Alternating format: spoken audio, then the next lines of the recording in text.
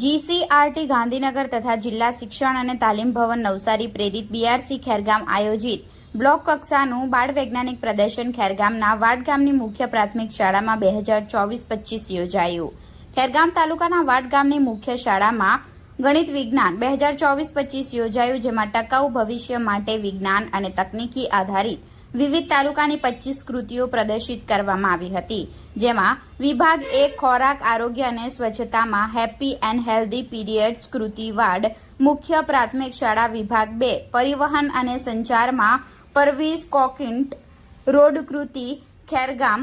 કુમાર શાળા, વિભાગ 3 માં પ્રાકૃતિક ખેતી જમીન સુધારણ અને જીવાત નિયંત્રણ કૃતિ વાડ ઉતાર ફળિયા પ્રાથમિક શાળા, વિભાગ 4 માં ગણિતિક નમૂનાઓ અને ગણાત્મક વિચારણા સ્માર્ટ મેળા નજીક બોક્સ કૃતિ પાટી પ્રાથમિક શાળા, વિભાગ 5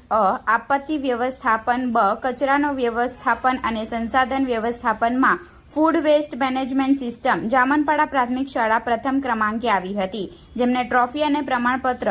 દ્વારા સન્માન કરાયું હતું। તે ઉપરાંત ભાગ લીધેલ તમામ શાળાઓને પણ ટ્રોફી અને સન્માન પ્રમાણપત્ર દ્વારા સન્માનિત કરવામાં આવ્યા હતા। આ સમારંભના ઉદ્ઘાટક ધારાસભ્ય નરેશભાઈ પટેલ, ખેરગામ તાલુકા પંચાયતના પ્રમુખ રાજેશભાઈ પટેલ, ન્યાય સમિતિ અધ્યક્ષ પૂર્વેશભાઈ ખાંડાવાલા, તાલુકા પૂર્વ પ્રમુખ સંપતભાઈ પટેલ, સરપંચ અંજલીબેન, વાડ ગામના આગેવાન ચેતનભાઈ પટેલ, દિનેશભાઈ પટેલ, રોહિતભાઈ પટેલ, લેક્ચરર જિલ્લા શિક્ષણ તાલીમ ભવન નવસારી મનીષભાઈ કે પરમાર, તાલુકા પ્રાથમિક શિક્ષણ અધિકારી Shri taluka panchayat Khergam Vijaykumar M Patel, BRC coordinator Khergam, incharge કેળવણી નિરીક્ષક પ્રશાંતભાઈ પટેલ, તાલુકા પ્રાથમિક શિક્ષક સંઘના પ્રમુખ દિવ્યેશકુમાર ચૌહાણ અને મહામંત્રી સહ સંઘના હોદ્દેદારો, આચાર્યશ્રીઓ, શિક્ષકો, બાળ વૈજ્ઞાનિકો, માર્ગદર્શક શિક્ષકો, સીઆરસી કોઓર્ડિનેટરશ્રીઓ, બીઆરપી ખેરગામ, બીઆરસી ભવન સ્ટાફ, શાળા પરિવાર તથા એસએમસી વાડ પ્રાથમિક શાળા અને ગ્રામજનો ઉપસ્થિત રહ્યા હતા। ખેરગામ તાલુકાના બાળ વૈજ્ઞાનિકો દ્વારા વિજ્ઞાન અને તકનીકી એમાં એક ટકાઉ આવનારું ભવિષ્ય તૈયાર થાય એવા શુભ હેતુથી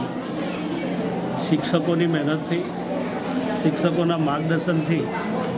જે રીતે બાળકોએ પ્રદર્શની જે તૈયાર કરી છે એ આપણે કલ્પના પણ નહીં કરી શકીએ એ પ્રકારની પ્રદર્શની નિહાળવાનો એક અવસર મળ્યો। મને એવું લાગે છે કે આ ટ્રાઇબલ તાલુકો છે, ટ્રાઇબલ વિદ્યાર્થીઓ પણ જે રીતે મહેનત કરી રહ્યા છે એ ભવિષ્યમાં